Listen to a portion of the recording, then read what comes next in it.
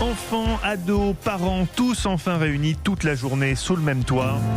Ce serait la maison du bonheur. Nous avait dit Francis Lalanne, qui nous avait aussi dit qu'on gagnerait la Coupe du Monde en 2014. Après 11 jours de confinement, le bilan est tout autre, et je le dis sans animosité envers les petits cons, les enfants. Mais franchement, les gars, on vous aime, hein, on vous chérit. On vous laisse vous enfiler des tartines de Nesquik sous prétexte que le climat psychologique est anxiogène. Et vous n'êtes même pas foutus de mémoriser les règles des jeux qu'on fait pour vous faire plaisir. 1, 2, 3, soleil, et tu te retournes. Et toi, tu fais 1, 2, tu te retournes. 3 soleils. Alors arrête, hein, ça va bien les conneries maintenant. Eva, j'adore je cet sens extrait. que beaucoup de parents sont à bout, pas que François Cluzet. Heureusement, Oui. vous avez la solution. Elle ne plairait pas beaucoup à Dolto, mais vous avez la solution. Oui, je sais pas si Dolto elle aimerait ça, mais c'est vrai que les écrans viennent un peu sauver les parents et les enfants.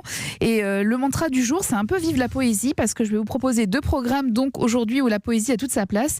On commence avec France.tv. Les enfants, et nous avec d'ailleurs, peuvent réviser leurs classiques grâce à une collection qui est intitulée En sortant de l'école. Alors moi, j'aurais bien rajouté un sous-titre, en l'occurrence, En sortant de l'école et sans se prendre la tête, vous allez comprendre. À travers 13 films d'animation, les enfants, alors dès l'âge de 6 ans, vont pouvoir se plonger dans l'univers d'un poète. Alors là, en l'occurrence, je propose Paul Verlaine.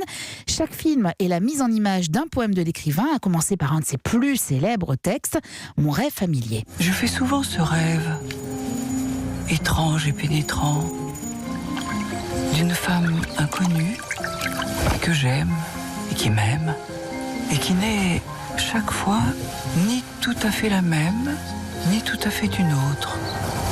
Alors cette collection, intitulée En sortant de l'école, se décline en 7 saisons, une saison par poète. J'ai une tendresse particulière pour celle qui est consacrée à Paul Éluard, avec ce texte magnifique, Liberté. Sur mes cahiers d'écolier, sur mon pupitre et les arbres, sur le sable, sur la neige, j'ai écrit ton nom. Sur toutes les pages lues, sur toutes les pages blanches, pierre, sang, papier ou cendre, j'écris ton nom. Sur les images dorées, sur les armes des guerriers, sur la couronne des rois, j'écris ton nom. Alors le programme est d'autant plus réjouissant, Mathieu, que les 13 films sont l'œuvre de jeunes diplômés d'écoles d'animation française. Leur regard poétique enrichit vraiment les mots de Verlaine, d'Éluard, de Jean Tardieu ou encore Apollinaire.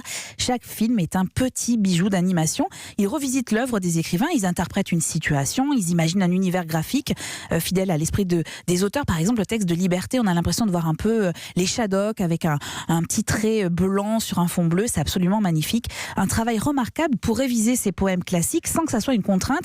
J'ai même la faiblesse de croire que cette mise en image permet de mieux retenir ces textes, et c'est donc à voir gratuitement sur France.tv. Vous êtes décidément une idéaliste, Eva. Pour moi, Oui, les c'est enfants vrai. risquent quand même de trouver ça un peu scolaire. Vous Mais n'avez pas un non. bon gros divertissement à leur proposer? Si, bien sûr.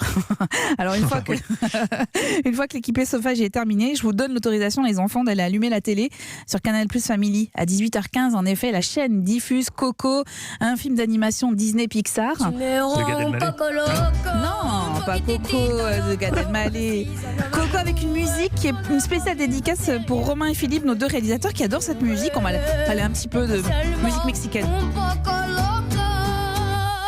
Comme quoi, on peut être réalisateur radio et avoir quand même des goûts de Vous chiottes. avez vu ça? On les embrasse. Non, c'est un super dessin animé, l'histoire de Miguel, un petit garçon mexicain qui est féru de musique. Sauf que dans sa famille, la musique, elle est bannie. Je sais, je devrais pas aimer la musique, mais c'est plus fort que moi. J'ai la musique dans le sang. Moi, je serai musicien.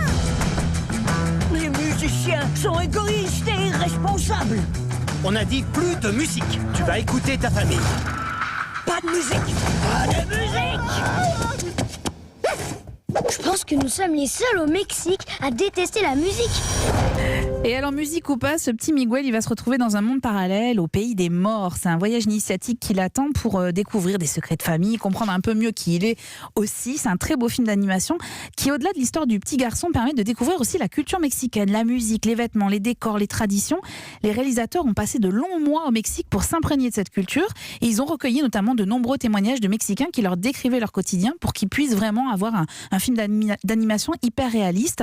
Coco, c'est aussi la force des souvenirs, l'importance des racines, et puis une façon également de parler de la mort aux enfants avec une forme de poésie, comme quoi on y revient toujours à la poésie, et c'est à voir sur Canal+ Family à 18h15. Et voilà, nos enfants et nos adolescents savent quoi faire. Si vous voulez rester au Mexique, vous en avez parlé l'autre jour, je crois, Eva, mais je ne sais pas si je l'ai vu avant que vous en parliez ou après.